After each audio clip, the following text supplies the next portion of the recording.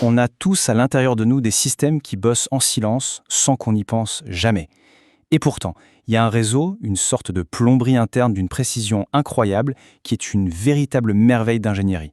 C'est ce voyage qu'on va faire ensemble aujourd'hui en suivant le chemin de l'urine depuis sa toute première goutte jusqu'à sa destination finale. Voilà, c'est la question de départ. On sait que le rein fait un boulot de filtration exceptionnel, mais après, qu'est-ce qui se passe?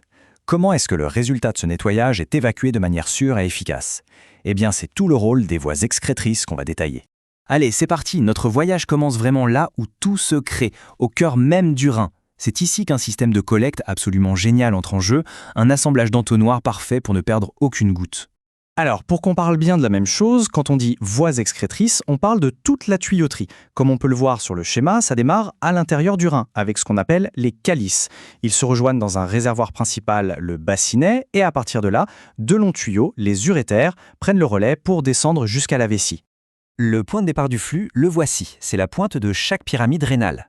Ces pointes, les papilles, sont pleines de petits trous, un peu comme une pomme de douche en fait.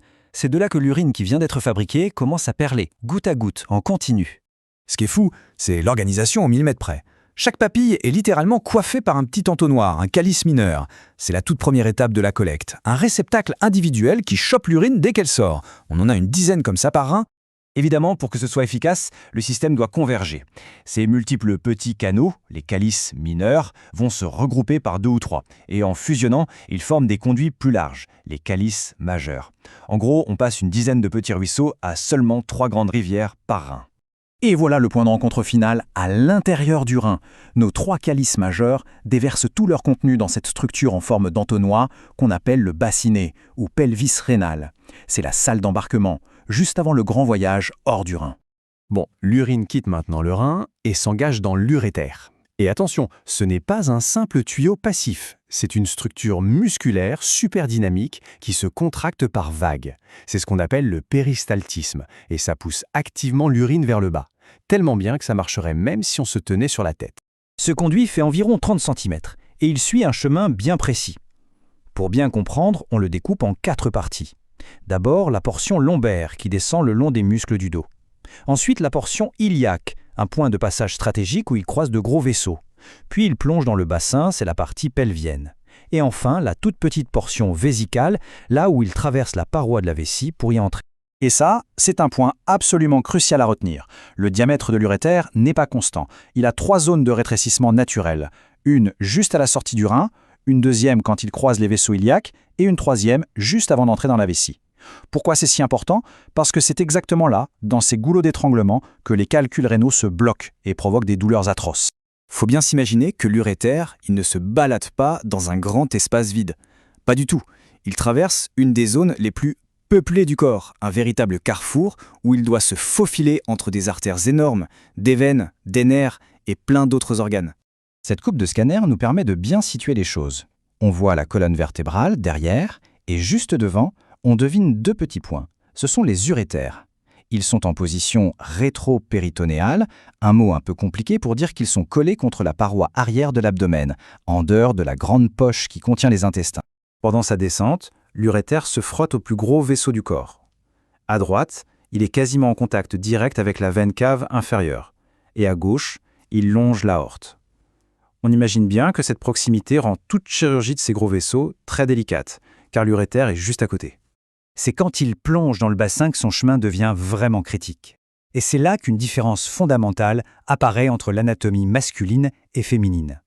Les voisins ne sont pas les mêmes, et cette distinction est absolument essentielle en chirurgie. Chez l'homme, l'acteur principal, c'est le canal déférent, celui qui transporte les spermatozoïdes. Pour aller jusqu'à la prostate, ce canal doit absolument croiser l'urétère. Et il le fait en passant par-dessus, comme une crosse. Donc retenons bien. Chez l'homme, l'urétère passe sous le canal déférent.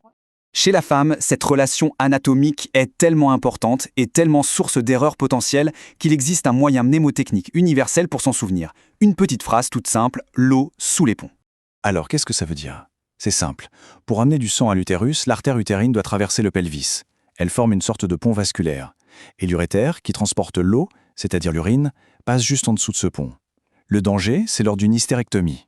Le chirurgien doit couper et ligaturer l'artère utérine. S'il n'est pas extrêmement prudent, il risque de pincer ou de ligaturer l'urétère avec. Et les conséquences peuvent être dramatiques. Cette petite phrase « l'eau sous les ponts », elle sauve des reins tous les jours. Bon, on a vu que ce tube est musculaire et qu'il se contracte. Mais pour ça, il a besoin de deux choses. De l'énergie, donc du sang, et des ordres, donc des nerfs. On va jeter un œil à sa logistique. L'alimentation en sang d'urétère est assez spéciale. Il n'a pas une seule grosse artère dédiée qui le suit tout le long. En fait, il emprunte du sang aux artères qu'il croise sur son chemin. Sa partie haute est nourrie par l'artère du rein, sa partie moyenne par l'artère gonadique et sa partie basse par des branches des artères iliaques. C'est un point super important en chirurgie. Ça veut dire qu'on ne peut pas le décoller n'importe comment de son environnement, sinon on risque de couper son alimentation en sang. Pour le reste de la logistique, c'est assez logique justement. Les veines qui drainent le sang repartent en suivant le chemin inverse des artères. La lymphe, elle, suit les grands axes vers les ganglions situés près de l'aorte. Et enfin, les nerfs qui commandent les contractions proviennent des différents réseaux de nerfs de la région. Ok, maintenant on va assembler toutes les pièces du puzzle. Parce que chaque petit détail anatomique qu'on vient de voir, il a une conséquence directe, une application concrète en médecine. C'est là que toute cette géographie prend son sens. En fait, la clé de tout, c'est la proximité. Un appendice enflammé, ça touche l'urétère droit et ça peut donner des symptômes qui font penser à une infection urinaire. Une opération sur les artères iliaques, ça met l'urétère en danger direct. Et bien sûr, on en a parlé, connaître la relation entre l'artère utérine et l'urétère, c'est tout simplement vital en chirurgie gynécologique. Chaque voisin est une source d'informations cliniques potentielles.